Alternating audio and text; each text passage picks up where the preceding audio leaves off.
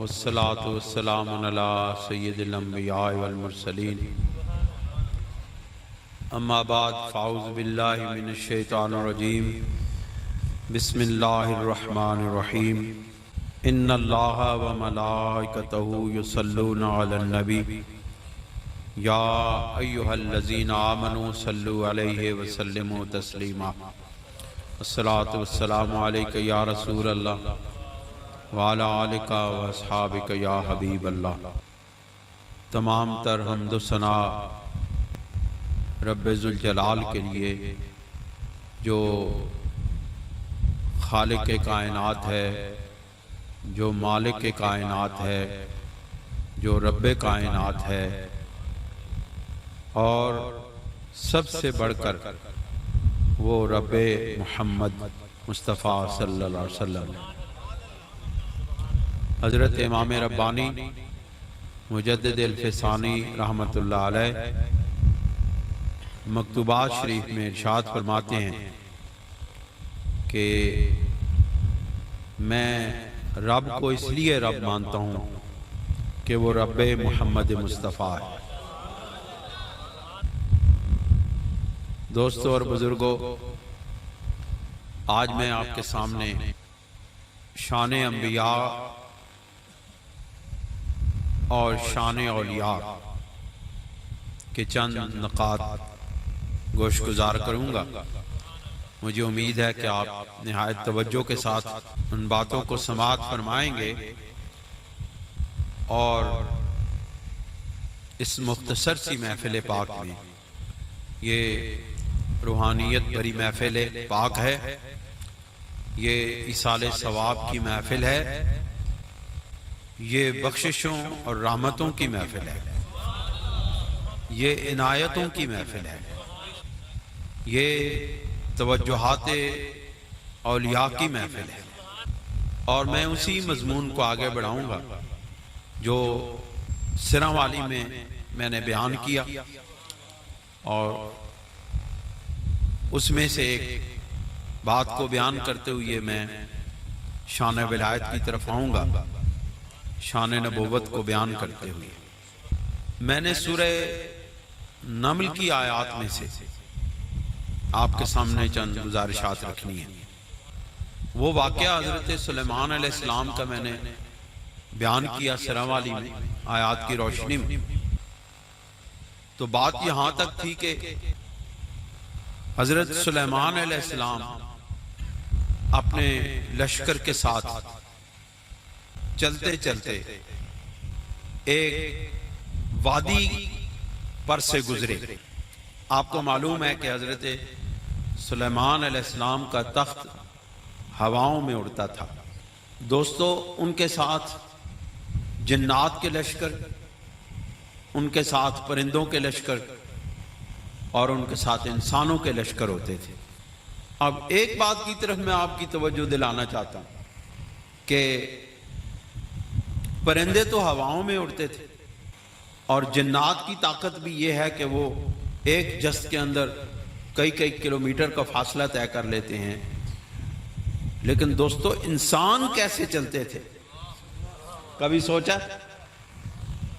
حضرت سلیمان علیہ السلام کا لشکر جب چلتا تھا، آپ کا تخت ہوا میں اڑتا تھا، ہے کہ نہیں بات؟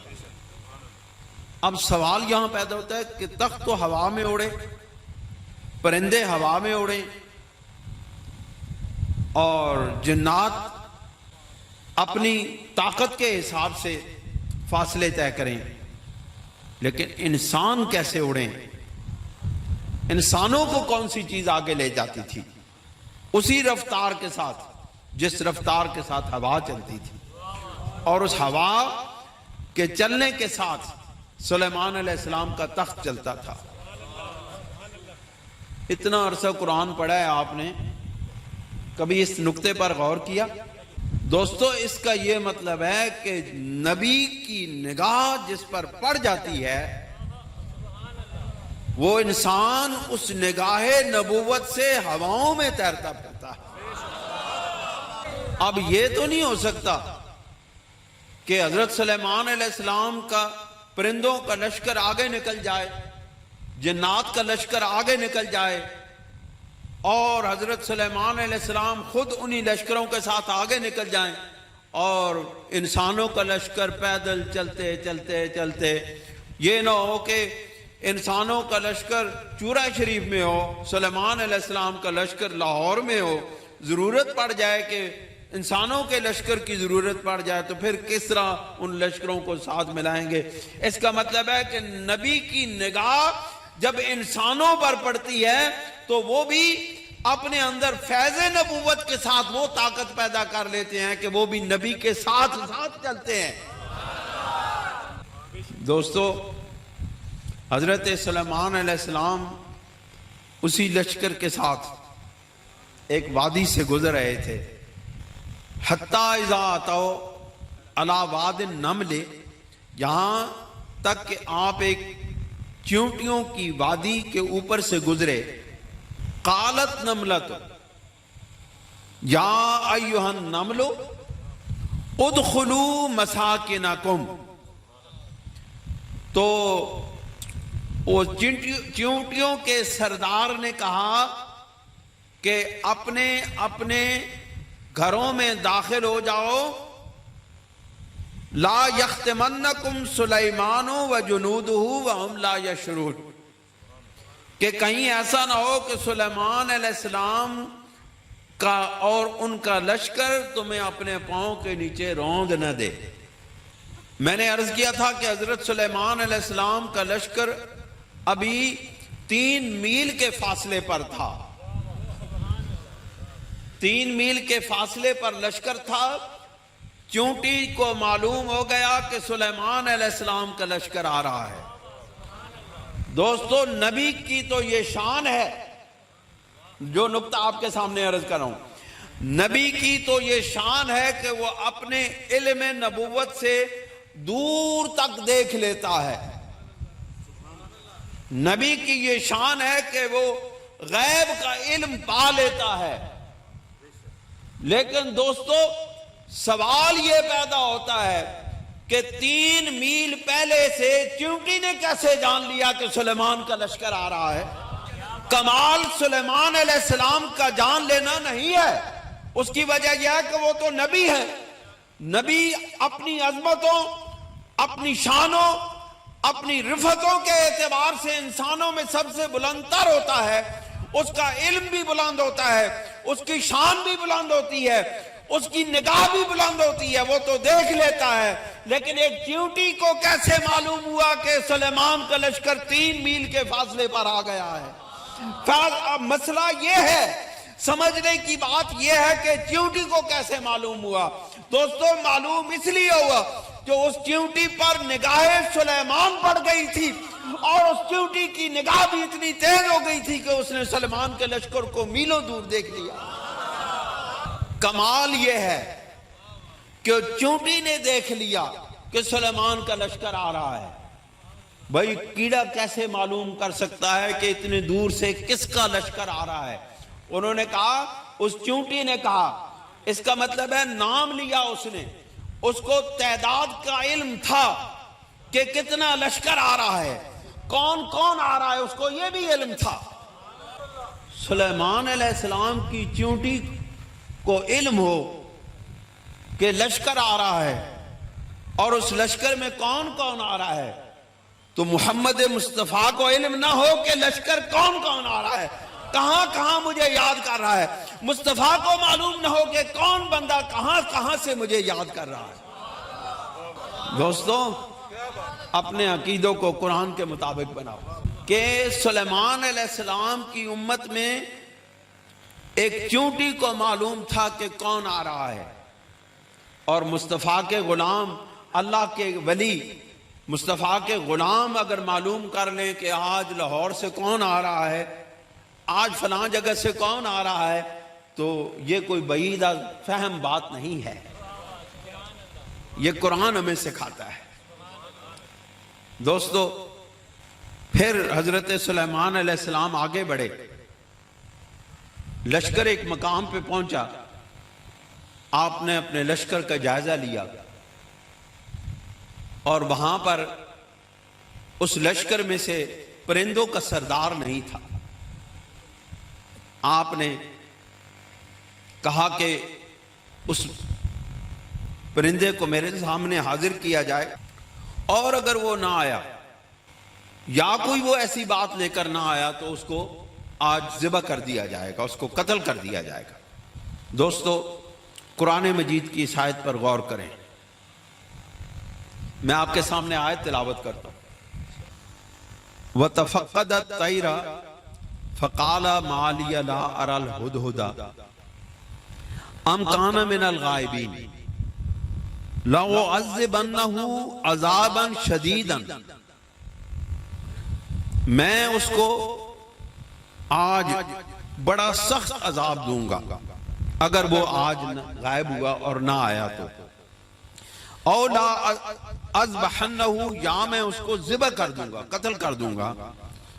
او لیاتینی بسلطان مبین، یا وہ ہمارے پاس آج کوئی بڑی خبر لے کر آئے گا. جی، خبر لے کر آئے. کہاں غائب ہے؟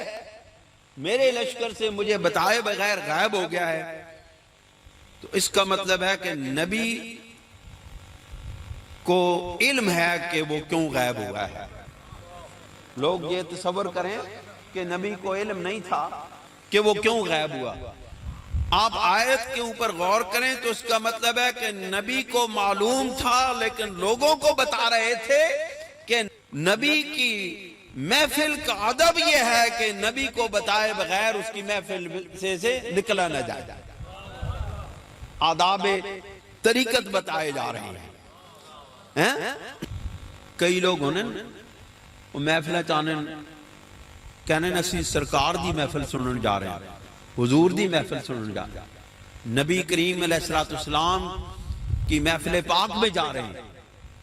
لیکن تھوڑی سی دیر ہو جائے تو لوگ اندر سے کھسک جاتے ہیں یا اپنا ٹائم لیا اور غائب.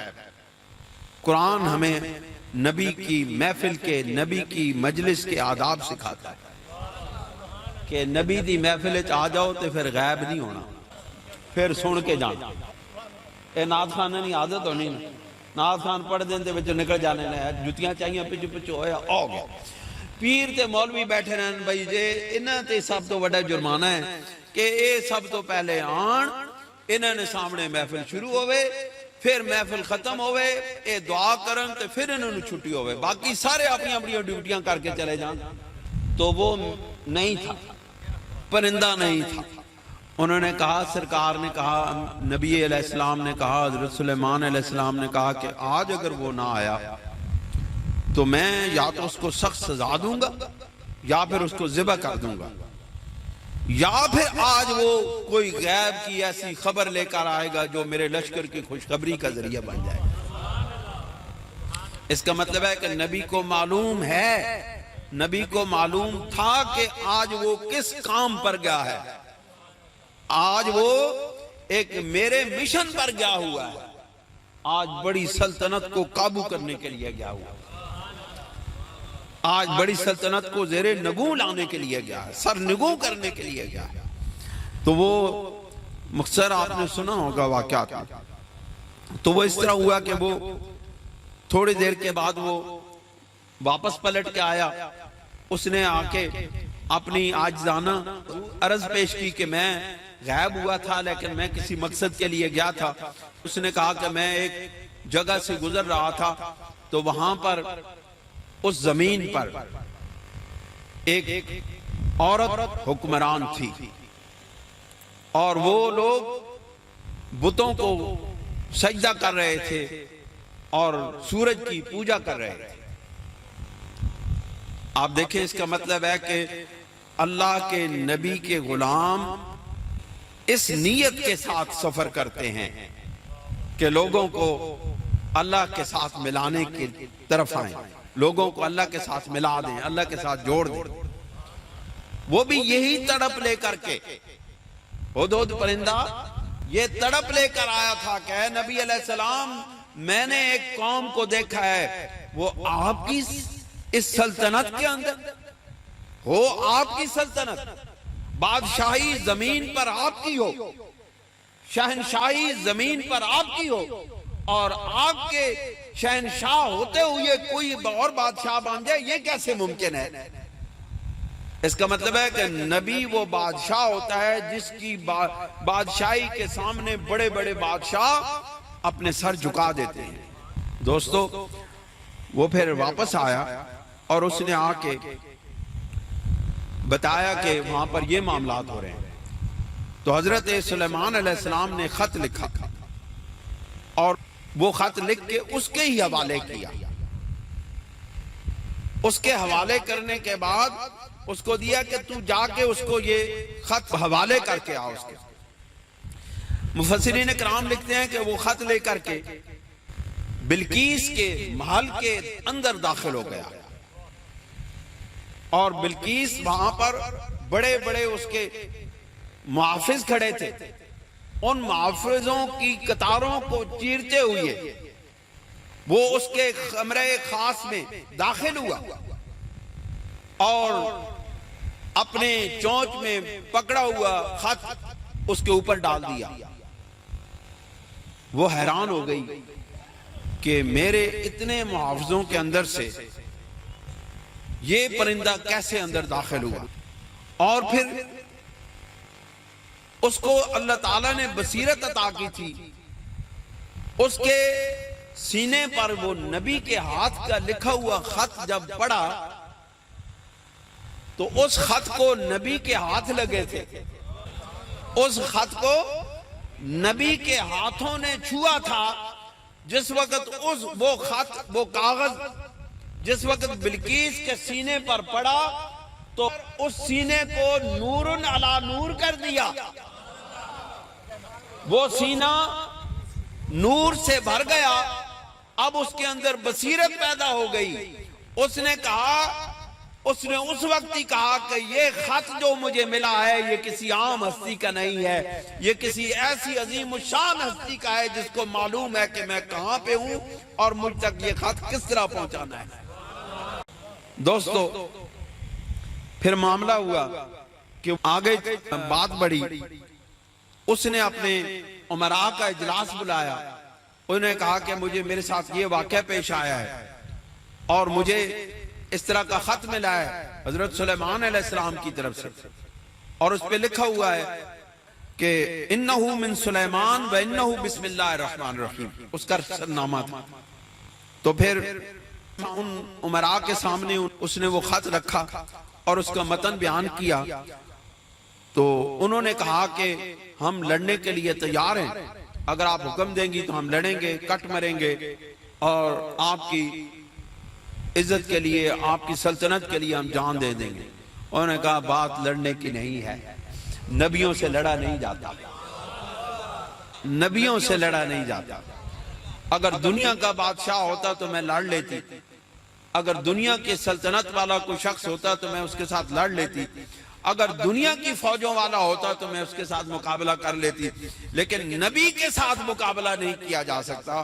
دوستو اس وقت کی اس کافرہ عورت کو معلوم تھا کہ نبی کا مقابلہ نہیں کیا جا سکتا، لیکن آج امت مسلمہ کے بعض لوگوں کو یہ معلوم نہیں ہے کہ نبی کا مقابلہ نہیں کیا جا سکتا، نبی کے سامنے آیا نہیں جا سکتا۔ ان کو معلوم نہیں ہے کہ نبی کا مقابلہ نہیں کیا جا سکتا، نبی کو اپنے جیسا نہیں سمجھا جا سکتا۔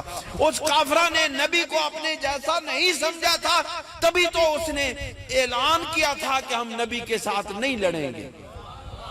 اگر اس کے دل میں یہ خیال ہوتا کہ وہ تو ہم جیسا ہے، وہ تو ہم جیسا ہے، ہم اس کا مقابلہ کریں گے، ہم اس کے ساتھ تلواروں سے تلواریں ٹکرائیں گے، اسلحے کے ساتھ جانوں کے ساتھ مقابلہ کریں گے۔ انہوں نے کہا نہیں، انبیاء کی شان بڑی عظیم ہے، ان کے ساتھ مقابلہ نہیں کیا جا سکتا۔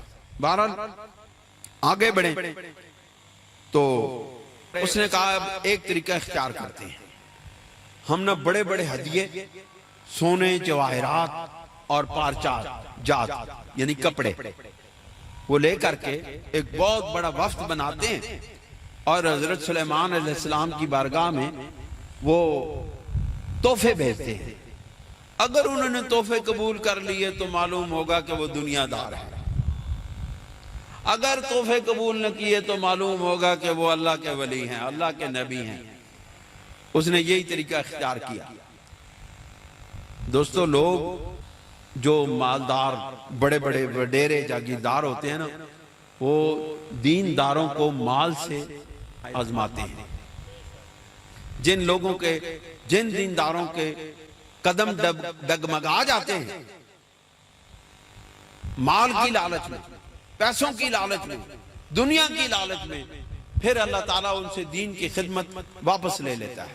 یہ بات یاد رکھو، دین کا خادم بننا ہے تو کسی امیر کی عمارت کی طرف نہیں دیکھنا، وسائل اور اسباب کی طرف نہیں دیکھنا، کیونکہ یہ دین وسائل اور اسباب کا محتاج نہیں ہے، وسائل اور اسباب اس دین کے محتاج ہیں۔ تو اس نے خیر بھیجے، سارا کچھ کیا۔ اس نے کہا وَإِنِّي مُرْسِلَةٌ إِلَيْهِمْ بِهَدِيَّةٍ فَنَاظِرَةٌ بِمَا يَرْجِعُ الْمُرْسَلُونَ۔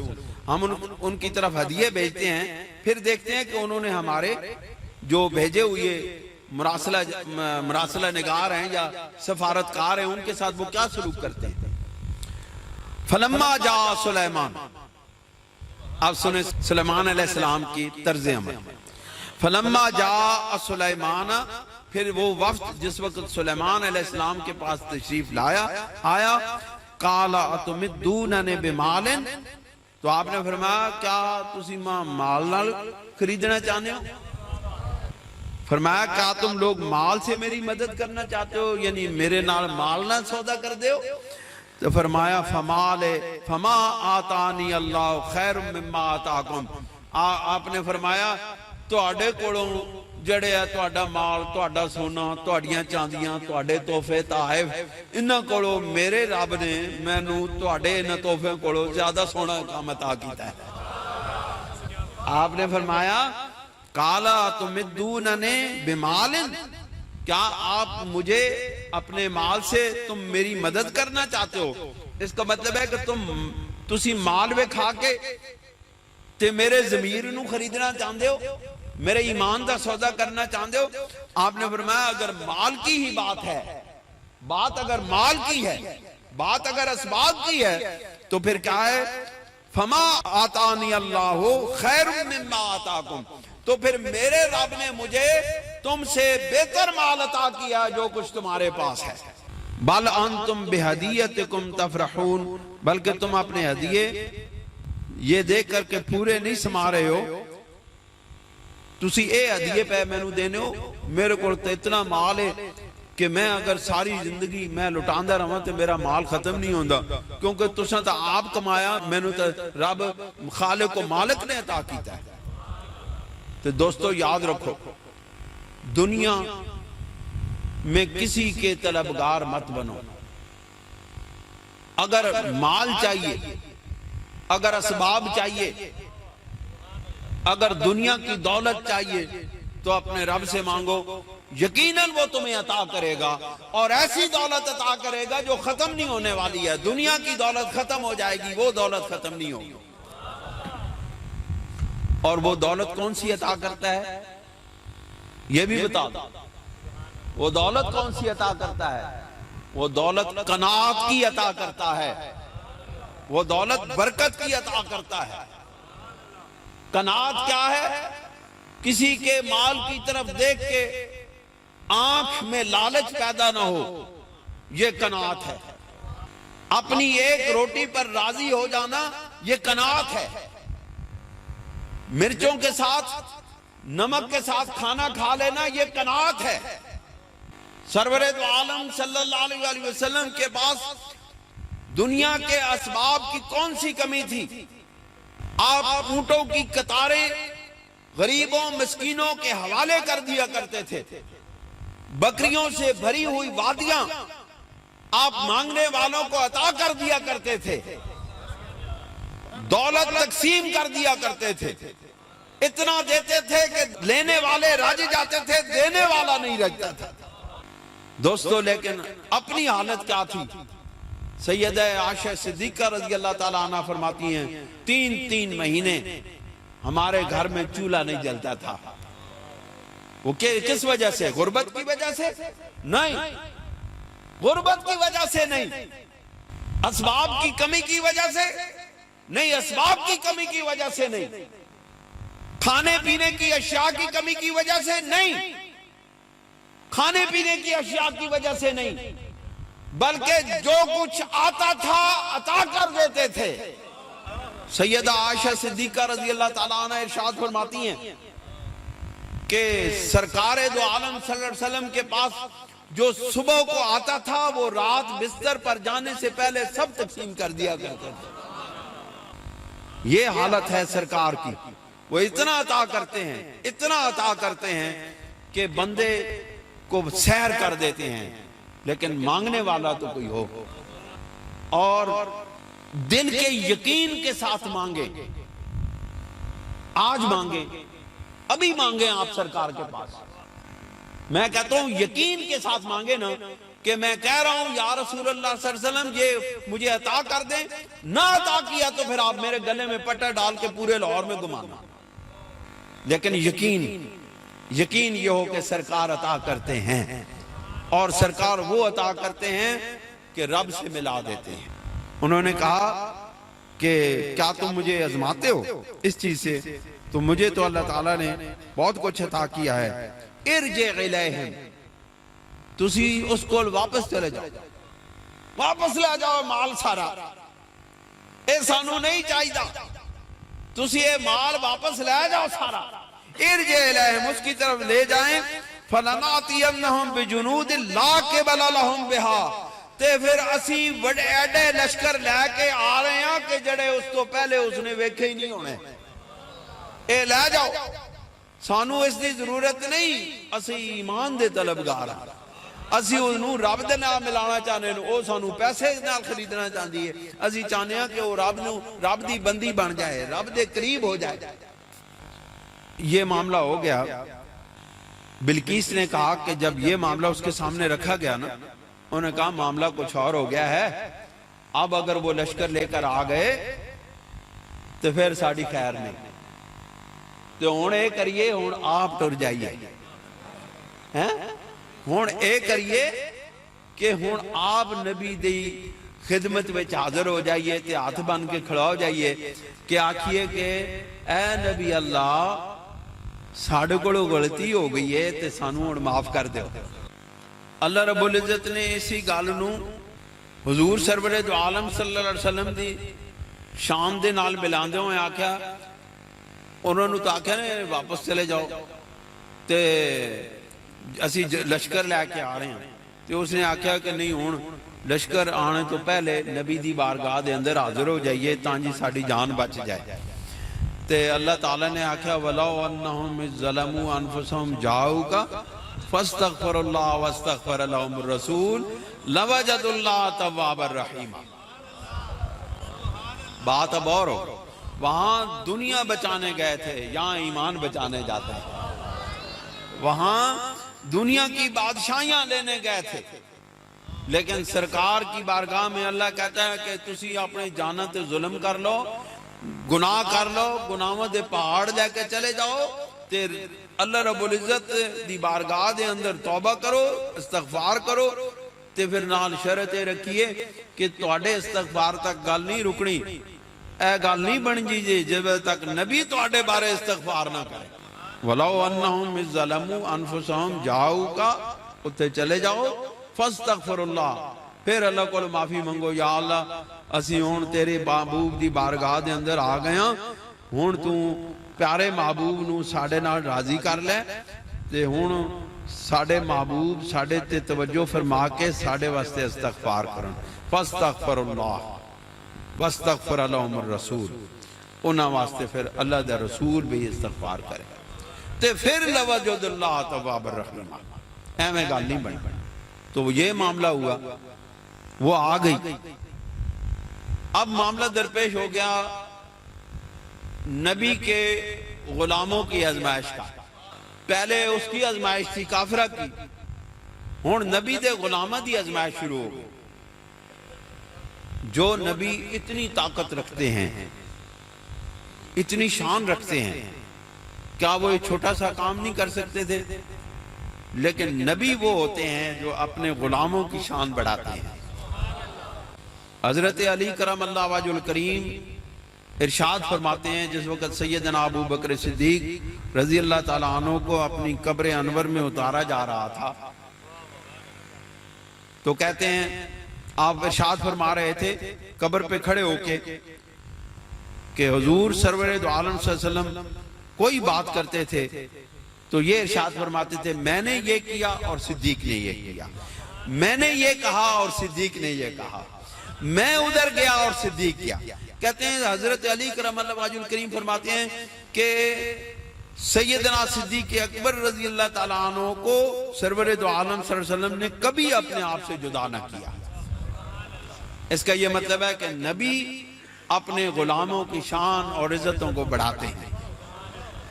اسی طرح حضرت سلیمان علیہ السلام نے اپنے غلاموں سے کہا کہ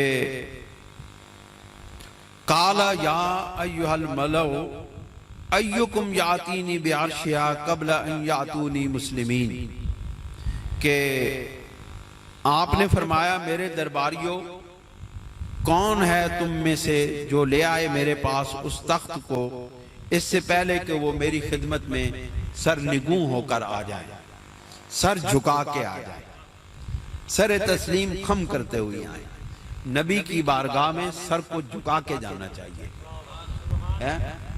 اتھے آکڑ نہیں چلتی، اتھے انکساری چلتی، عاجزی چلتی۔ تو انہوں نے کہا کہ جب تک وہ ہماری بارگاہ میں سر تسلیم خم کرتے ہوئے آئیں اس سے پہلے تم میں سے اے درباریوں کون ہے جو اس کے تخت کو یہاں پر لے آئے۔ اب بات یہ ہے کہ قال عفریت من الجن انا آتیک بہ قبل ان تقوم من مقامک۔ تو حضرت سلیمان علیہ السلام کے لشکر میں ایک بہت قوی ہیکل جن تھا، اس نے کہا کہ اے نبی میں اس تخت کو، تخت بلقیس کو جو بہت بڑا تخت تھا، 35 ہاتھ اونچا، 30 ہاتھ لمبا، 30 ہاتھ چوڑا، اس کے اوپر جواہرات جڑے ہوئے تھے، وہ کہتے ہیں میں اس کو آپ کے اس مجلس کے برخاست ہونے سے پہلے لے آؤں گا۔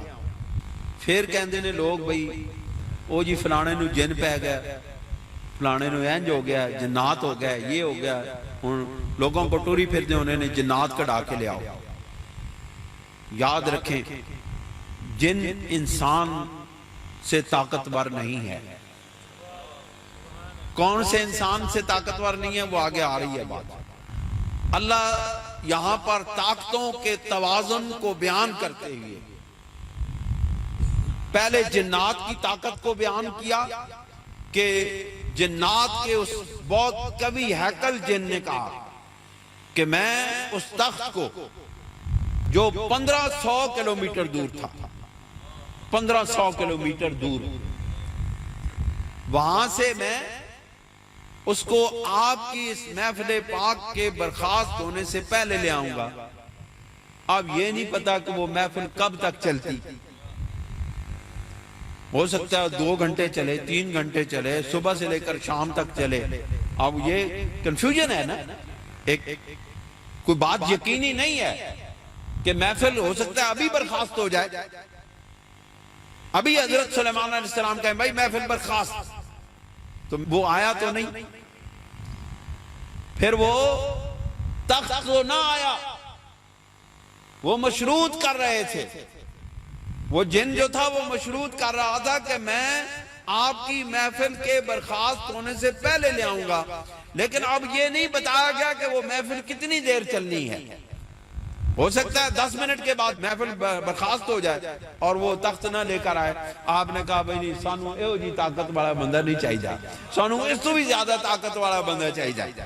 اس نے کہا تھا کہ وَإِنِّي عَلَيْهِ لَقَوِيٌّ أَمِينٌ، انہوں نے کہا کہ میں اپنی نال بیان کی تھی، صفائی دیتی کہ میں بڑا طاقتور بھی ہاں تے امانت دار بھی ہاں، میں اس کو کوئی ہیرا جواہر نہیں وچوں چرانا، اے نہیں میں تانج رائے تے کڈنا ہوں۔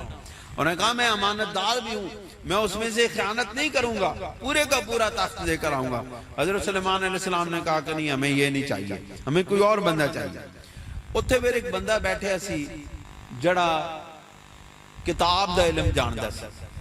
قال الذی عندہ علم من الکتاب، وہاں اس شخص نے کہا جس کے پاس علم من الکتاب، ساری کتاب دے علم من الکتاب، من تبیزیہ ہے، تھوڑا سا علم جو جانتا تھا، ساری کتاب دا علم نہیں، تھوڑا سا علم جانتا تھا۔ تے جڑا ساری کتاب دا علم جانتا ہوئے وہ حضرت علی کرم اللہ وجہ الکریم ارشاد فرماتے ہیں کہ مجھے اللہ تعالیٰ کے پیارے محبوب نے جو ارشاد فرمایا ہے کہ انا مدینۃ العلم وعلی بابوہا، اس کے پیش نظر اللہ رب العزت نے مجھے اتنا علم عطا کیا ہے کہ میں اگر بسم اللہ الرحمن الرحیم کی باغ کی تفسیر لکھنا شروع کروں تو کم از کم 300 اونٹ اس تفسیر کے اٹھانے کے لیے درکار ہے۔ اب اس نے کیا کہا تھا؟ علم من الکتاب، جو کتاب میں سے تھوڑا سا علم رکھتا تھا، اس نے یہ کہا انا آتی کبھی قبل ان یرتد الیک طرفک، کہ میں اس تخت کو آپ کی پلک جھپکنے سے پہلے یہاں پر لے آؤں گا۔ اللہ کے ولی کو اللہ رب العزت نے اللہ کے محبوب کے غلام کو، اللہ کے نبی کے غلام کو یہ طاقت عطا کی تھی کہ جن تو ہاتھ کھڑے کر گیا، انہوں نے کہا کہ سانو تو ٹائم چاہیے، لیکن اللہ کے ولی نے کہا کہ سانو ٹائم نہیں چاہیے، اسی تو 1 منٹ ایتھے تے 1 منٹ اوتھے۔ ٹائم، وقت ان حضرات کا محتاج ہوتا ہے، یہ وقت کے محتاج نہیں ہوتے۔ حضرت امام ربانی رضی اللہ تعالیٰ عنہ ارشاد فرماتے ہیں 2 قسم کے سالک ہوتے ہیں، ایک ہوتے ہیں ابن الوقت جو وقت کے غلام ہوتے ہیں، اور ایک ہوتے ہیں ابو الوقت جو وقت کے باپ ہوتے ہیں، جو وقت جن کا غلام ہوتا ہے، وہ وقت کے محتاج نہیں ہوتے، وقت ان کا محتاج ہوتا ہے۔ وہ وقت ان کا محتاج کیسے ہوتا ہے؟ جس وقت سرور دو عالم صلی اللہ علیہ وسلم معراج پہ گئے، واپس آئے تو وقت رک گیا تھا۔ میں لمبی تفصیل نہیں بیان کروں گا، صرف یہ بات ہوں، سرکار معراج پہ گئے، اتنا عرصہ وہ سفر رہا، لیکن واپس آئے تو وہ وقت وہیں پر رکا ہوا تھا۔ اس کا مطلب ہے کہ اللہ کے ولیوں، اللہ کے نبیوں کو یہ شان حاصل ہے کہ وقت ان کا غلام ہوتا ہے، وقت ان کے دسترس میں ہوتا ہے، وقت ان کے دست قدرت میں ہوتا ہے۔ انہوں نے کہا آپ کے پلک چپکنے سے پہلے فلما رآہ مستقرا عنده، تو پھر یہ بات کہنے کی دیری تھی تو وہ جو تخت تھا وہ حضرت سلیمان علیہ السلام کے سامنے پڑا تھا۔ اس نے یہ نہیں کہا کہ ہن تسی حکم دیو تو میں لے آؤں، انہوں نے کہا کہ میں لے آؤں گا۔ انہوں نے یہ نہیں پھر پوچھا کہ ہن جی دسو میں کس وقت لے کے آؤں، لے آؤں جی؟ انہوں نے کہا نہیں۔ انہوں نے کہا جب اس بندے کی زبان سے بات نکل گئی، ادھر زبان ولی سے بات نکلی، اللہ نے پوری کر دی۔ دوستو، اللہ تعالی ہمیں عمل کی توفیق عطا فرمائے، اور اللہ کریم ہمیں اپنے انبیاء کی اور اولیاء کی شان کو سمجھنے کی توفیق عطا فرمائے، اور سب سے بڑھ کر بات یہ ہے کہ ہمیں قرآن مجید کو سمجھنے کی توفیق عطا فرمائے۔ جن لوگوں نے قرآن سمجھ لیا، قرآن کے اندر ڈوب گئے، وہ تر گئے۔ اے دریات جڑے ڈوب جاندے نے، ان سیلاب ہے، بندے ڈوب گئے مر گئے۔ اس دے سمندر دے اندر جڑا ڈوب جاندا ہے وہ زندہ ہو جاتا ہے۔ یہ وہ سمندر ہے، عشق مصطفیٰ کا وہ سمندر ہے۔ یہ قرآن عشق مصطفیٰ ہے، عشق مصطفیٰ یہ وہ سمندر ہے جو ڈوب جاتا ہے وہ زندہ ہو جاتا ہے، قیامت تک زندہ ہو جاتا ہے، قیامت کے بعد تک زندہ ہو جاتا ہے۔ لہٰذا دوستو، یہ قرآن مجید اللہ تعالیٰ نے ہمیں پڑھنے کے لیے بھی دیا ہے اور سمجھنے کے لیے بھی دیا ہے۔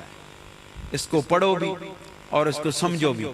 جو لوگ آپ میں سے پڑھے لکھے ہیں، جو عربی سمجھ سکتے ہیں، وہ عربی کے ساتھ اس کو پڑھیں۔ جو عربی نہیں سمجھ سکتے وہ اس کا ترجمہ لازماً پڑھیں، اور جہاں سے ترجمہ سمجھ نہ آئے کسی صاحب علم سے پوچھ لیں، اپنی اٹکل سے اور اپنے ذہن کے ساتھ اس پر تبصرے نہ کریں۔ بس یہ خیال رکھنا ہے۔ اس کو سمجھنے کے لیے ضروری ہے کہ اس کی تفسیر خود نہیں کرنی، اس کی تفسیر کسی اہل علم سے پوچھنی ہے۔ آپ اس کو پڑھتے چلے جائیں، جتنی سمجھ آتی جائے وہ اندر جذب کرتے جائیں، جو سمجھ نہ آئے وہ کسی سے پوچھ لیں۔ اپنی اٹکل نال نہ گل کرو ورنہ گمراہی ہو جانی۔ جو بندہ، حضور علیہ السلام نے ارشاد فرمایا کہ جس بندے نے اپنی رائے سے اس کی تفسیر کی، جس نے اپنی رائے سے قرآن کی تفسیر کی، وہ کافر ہو گیا۔ بہت نازک معاملہ ہے، اس لیے بڑی احتیاط کی ضرورت ہے، لیکن اس کو پڑھنا بھی لازمی ہے۔ یہ نہیں کہ ایسے چھوڑ دیں۔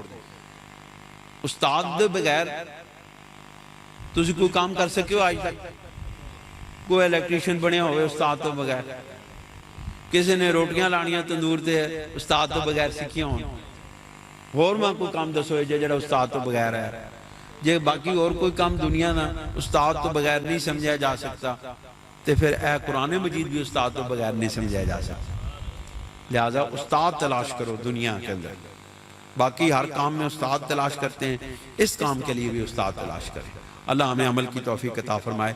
وآخر دعوانا ان الحمدللہ رب العالمین۔